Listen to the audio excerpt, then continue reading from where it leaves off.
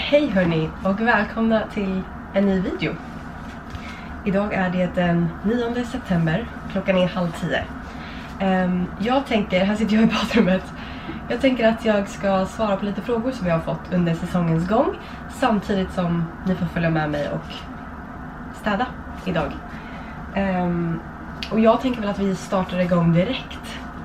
Den första och allra mest ställda frågan jag får är: vad gör ni när ni inte har en charter eller boss on trip, eller ja, när vi inte har gäster ombord helt enkelt? Chillar ni? Har ni ledigt? Liksom, vad gör man när man inte har gäster att servera? Och det ska jag berätta för er. Det finns så mycket att göra. Till exempel, idag så är min lista att polera stainless steel. Så jag har mina produkter här. Tandborste, rags, shine products. Och det jag ska göra då är så. Under liksom säsongens gång när man har chartergäster så är vi inne och städar liksom varje morgon, varje kväll. För att ta bort water stains. För att det bildas... ska jag försöka få med det här på film. Det bildas liksom vattenfläckar och kalk. Och det blir så här grönt. Ska se om det finns här. Kranen. Och på de här handtagen har jag skruvat loss nu och polerat. I duscharna så är det ju också stainless steel. Ska se om jag får med. Men det är liksom fläckar. Ja, ni fattar. Så allt det här ska poleras liksom i alla rum. Och ni fattar, det finns hur mycket som helst att polera. Alla rum, allt som liksom är stainless steel går att polera. Så det är liksom en av sakerna man tar tag i när vi inte har gäster. En annan sak jag gjorde igår eller förra veckan, det var det värsta jobbet någonsin. Så våran båt har det värsta taket. Jag vet inte exakt vad det är. Kan inte vara aluminium tror jag, för att det är väl astungt. Men varenda fläck, alltså nuddar du taket, eller om det kommer liksom vatten för att man har städat nära kanterna i duscharna, ja, så blir det fläckar helt enkelt. Så då fick jag hot soap i åra, skrubba och sen torka snabbt som fan. Alltså, och man går ju i den här vinkeln. Alltså hela taket på båten, typ. Inte alla rum, men nästan alla rum. Det är någonting man gör. Såklart städa igenom hela båten som vanligt, som ni har sett mig göra 100 gånger. För att göra klart inför nästa resa så att det är färdigt. Men sen går man in i detalj. Alltså, ja. Polera tak, trä. Om det har blivit skador. Ta hit liksom folk som kan fixa, polera träbänkar, marmor, soffor, golv, vad det nu än är som behövs repareras. Vi detaljerar våra kabiner, avlopp gjorde vi också förra veckan. Man liksom sätter på alla kranar och drar ner liksom saker i avloppen. Allt för att liksom båten alltid ska vara i tipptopp för varje charter. Men nu har vi liksom haft busy charter. Så vi har liksom inte hunnit att göra alla de här små sakerna. Så nu när vi har ett litet mellanrum, då tar man tag i och gör alla de här deep cleansen. Och det är ju, ja, det här kan ju hålla på hur länge som helst. Alltså, det är inte så, nu har vi en veckas jobb, utan det här är liksom månaders jobb. Det finns alltid saker som behövs förbättras, förnyas, beställas, ändras. Alltså allt. Det kan vara en hel dag med bara fixa alltså kläder, det kan vara handdukar, alltså you name it. Det finns att göra och vi jobbar som vanligt när vi inte har gäster på båten.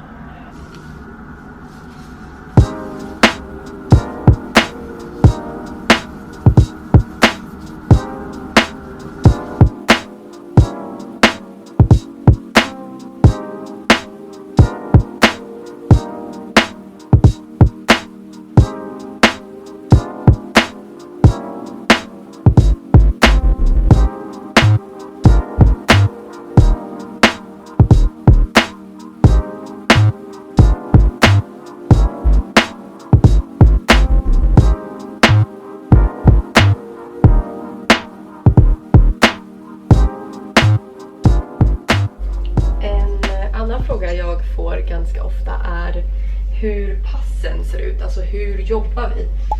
Har vi ledigt under dagarna? Har jag någon rast? Jag ska bara spraya de här.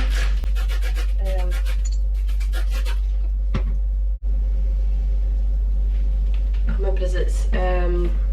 För att det är många, min familj eller mina vänner som, ja men kanske när jag är iväg på en charter som är så här, har aldrig tid att prata. Och sådär. Och då ska jag säga er, när vi har charter så jobbar man ju från morgon, alltså när gästerna går upp till att de går och lägger sig. Sen har vi olika skift. Så vi har liksom, det beror på hur många som jobbar på båten, hur stor båt du har såklart.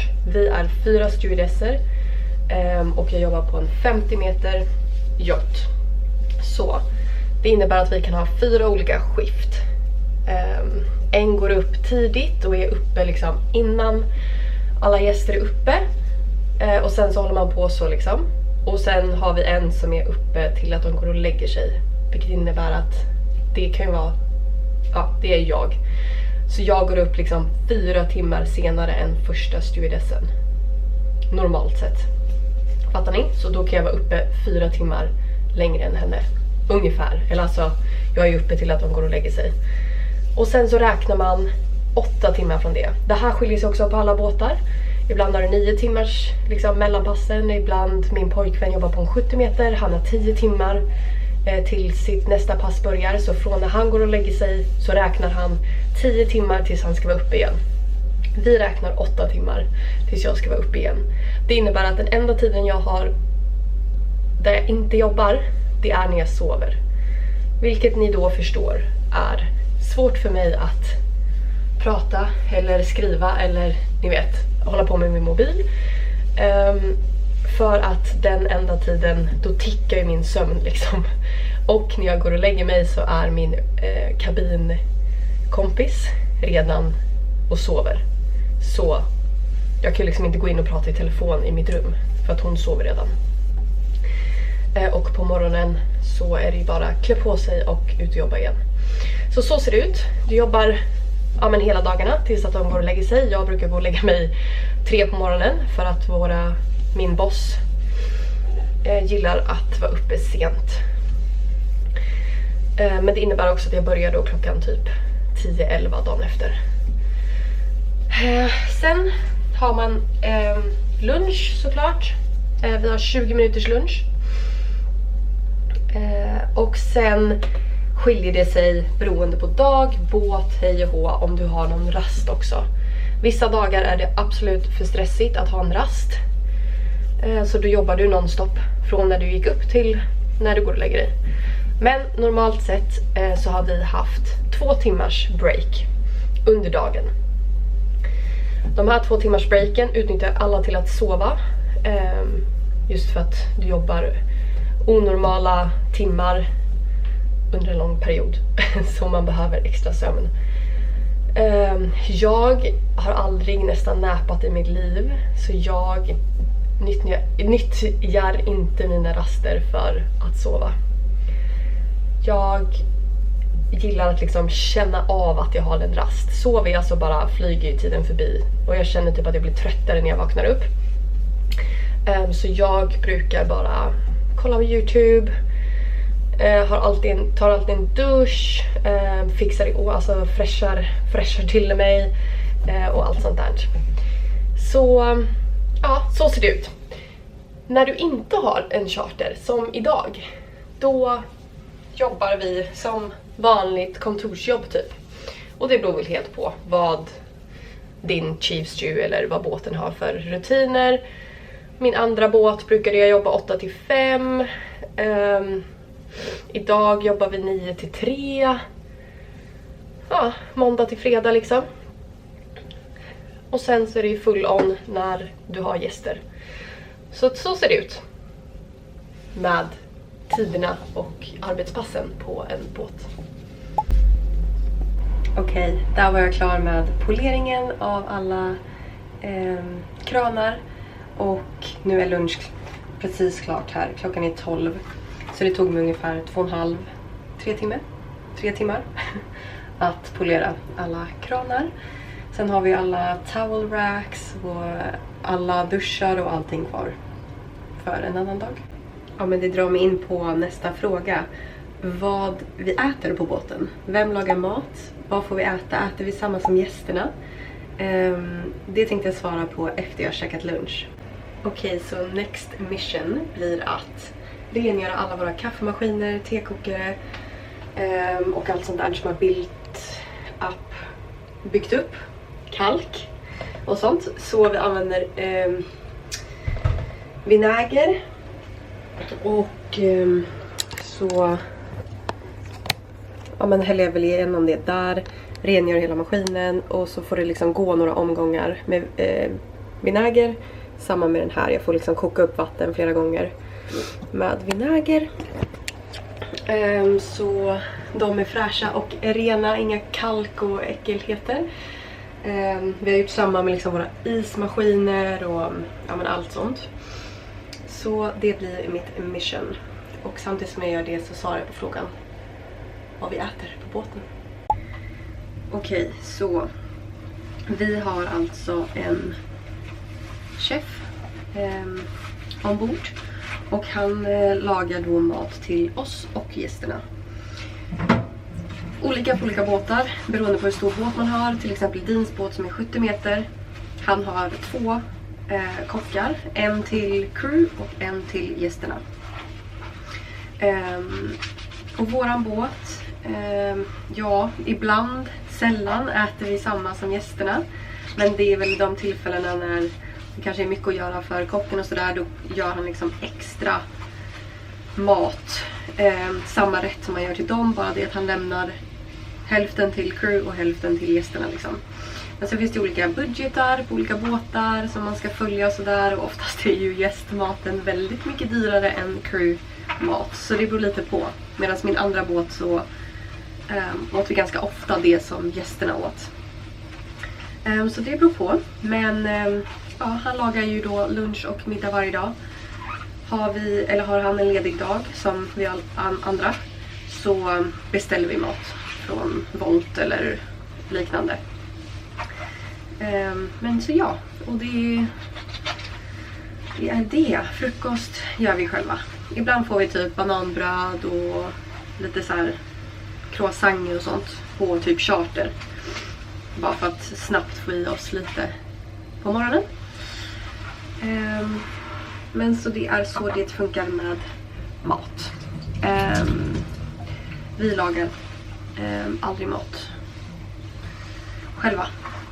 Helt enkelt, vilket jag saknar. Eller alltså så här, det är väl asnice att alltid efter du har slutat jobbet eller när du är hungrig att det står liksom en färdig rätt där lagad till dig. Men det betyder ju också att du inte kan välja vad du vill äta.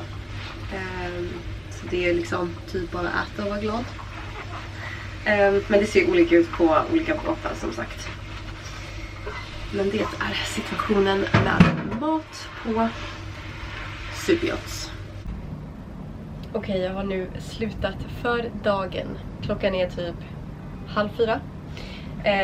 Och en annan fråga som jag får väldigt ofta är vad jag är på för kontrakt eller hur det funkar med kontrakt. Och det ser jätteolika ut. Jag är på ett säsongskontrakt. Det innebär att typ i Medelhavet så finns det vissa båtar som bara gör sommaren här och sen ställer man av båten eller gör matnings eller vad det nu är under vintertid.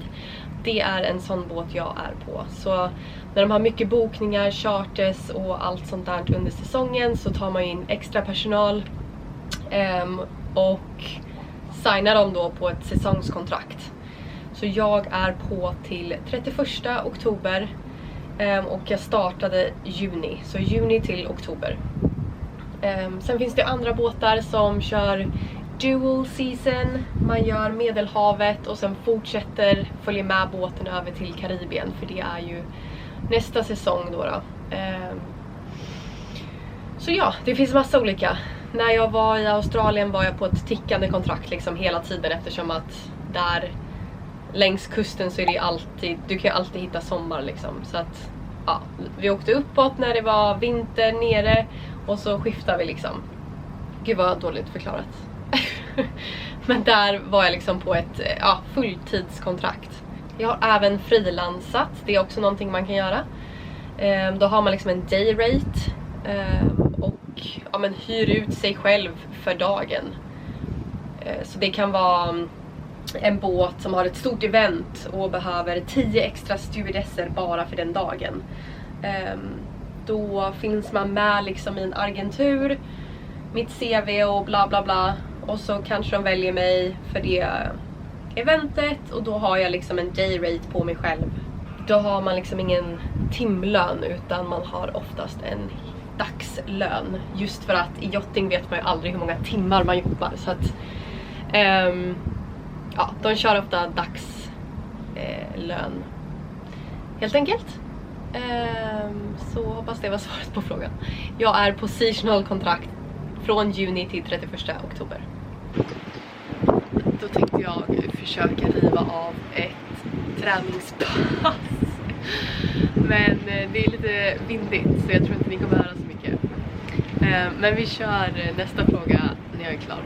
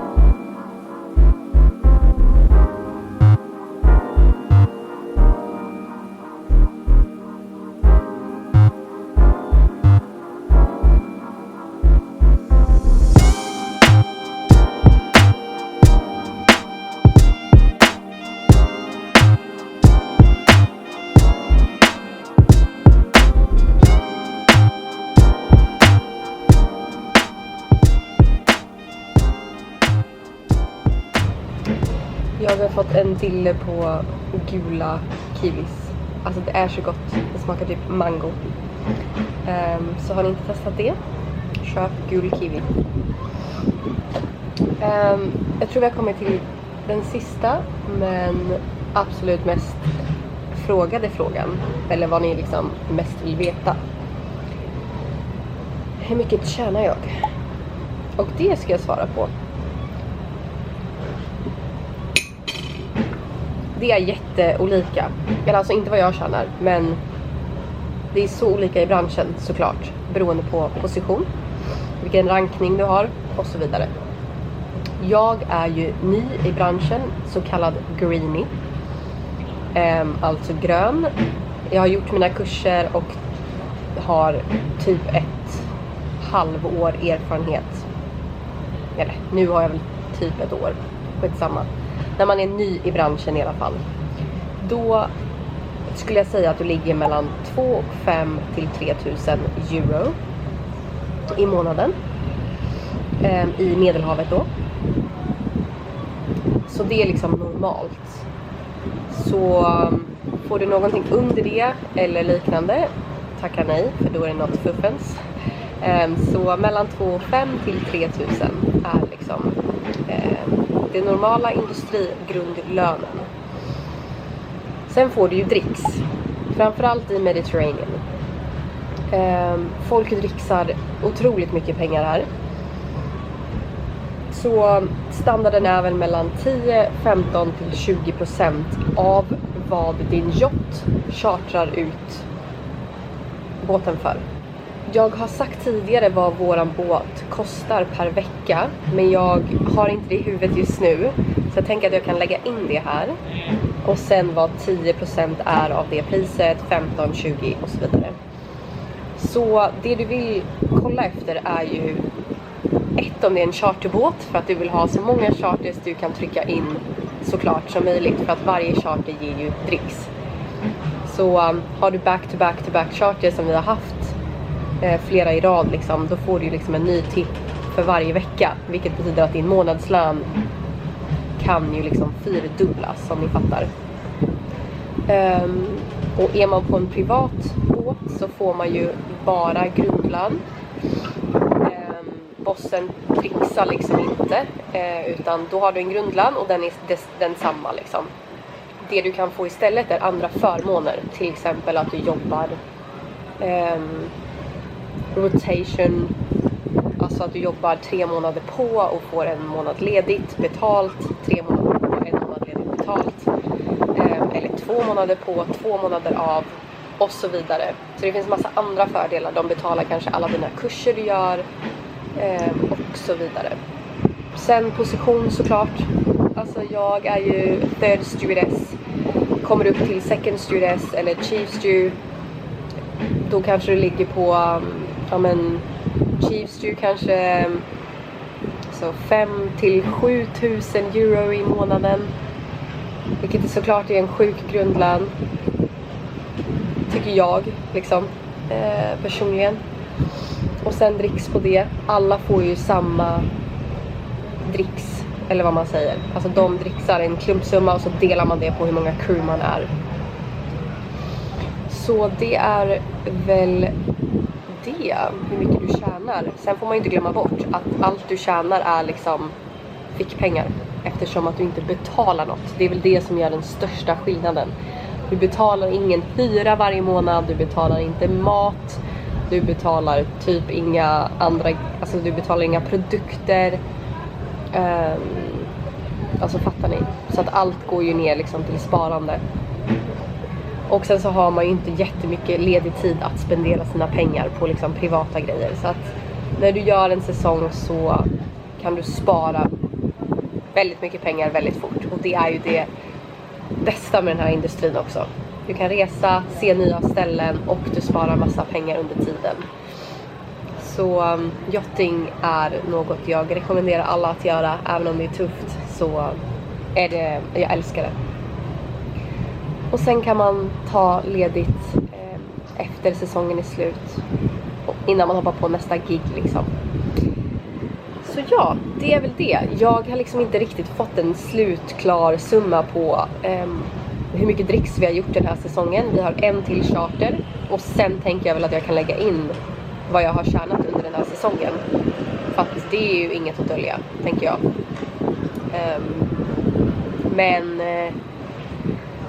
Ja, det var väl alla frågor som jag kan komma på just nu som har dykt upp här under säsongen.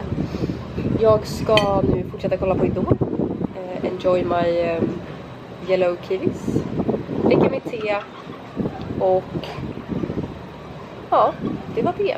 Hoppas ni har tyckt att det var kul att hänga med på den här videon. Och har ni några andra eller frågor som jag inte har tagit upp i den här videon, kommentera dem nedan så slänger jag in dem i kommande videos.